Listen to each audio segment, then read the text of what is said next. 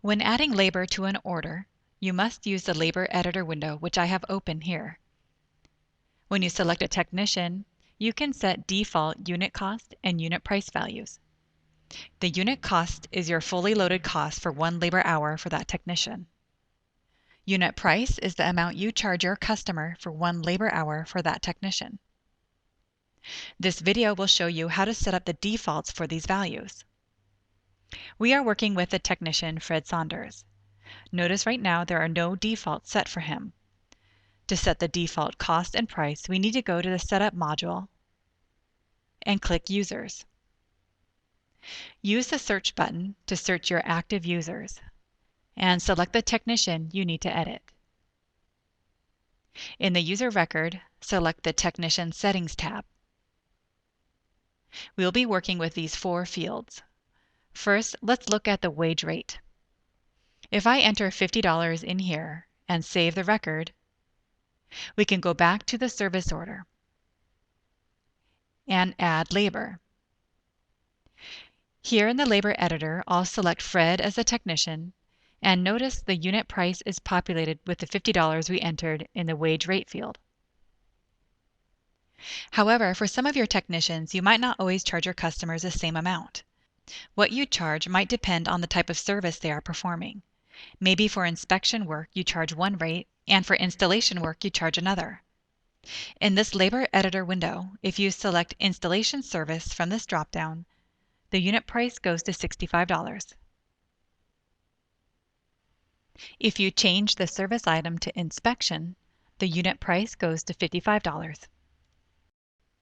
Let's go back down to the Setup module and go to the user account. Back on the Technician Settings tab, notice we can set the default service item. I'll select Installation and save. Now I'll go back up to the service order and add labor. I'll select Fred as the technician, and notice the default unit price is now $65 rather than the $50 we originally put in as the default wage rate. Also notice there is a service item selected, and it is a default service item for the technician. Again, you can change the service item as necessary. Back down in the Setup module on the Technician Settings tab, you can decide if you want to set a default wage rate or a default service item. If you use the default service item, it will overwrite the wage rate entered here. Before you can select a default service item, you must have services set up in inventory. To do so, go to the Inventory module, click Services, and click New. Enter the service name and the retail. This is the amount you are charging the customer for this service. And click Save. We can now assign the service as a default service for the technician, or back in the labor editor, we can select the service in the service item field. Now let's review how you can set defaults for the unit cost for a technician. Back down on the Technician Settings tab, I'll enter $30 in the wage cost field. Save the record, and I'll go back to a service order and add labor.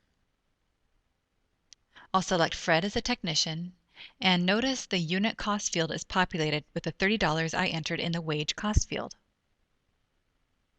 If I select a value from the payroll item, like overtime, notice the unit cost field changes. Very similar to the unit price field, the value in the unit cost field is overwritten by the payroll item selected. In my example, I have a payroll item for hourly and overtime costs.